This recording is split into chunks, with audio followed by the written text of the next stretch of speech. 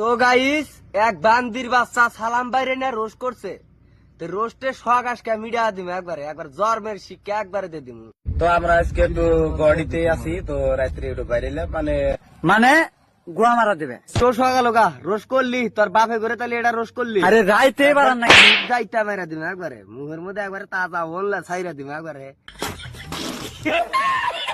তো গাইস বর্তমানে সোশ্যাল মিডিয়াতে কিছু আত পাগলা আছে। এই যে একটা আত পাগলা মনে হয় দোতরার গোড়া একদম বাম্পার মারছে। শালা দোনের পাগলা পাগলা কোন টিকা যে থাকে থেকে বাড়ায়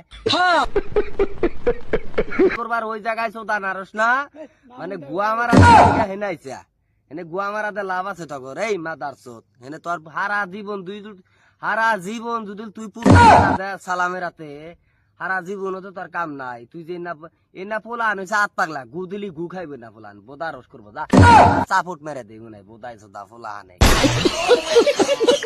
কি দোন বাল চালাইছে সালামেক রোজ করবার নিকে। সালামেক রোজ করলি তো আমি কবে রোজ করা হারি? সালামেক রোজ করা কি ফায়দা আছে? নাই ভিউজ হবো কেন? তো কত ভালোর জন্য, মাইসের ভালোর জন্য তো রোজ করে না।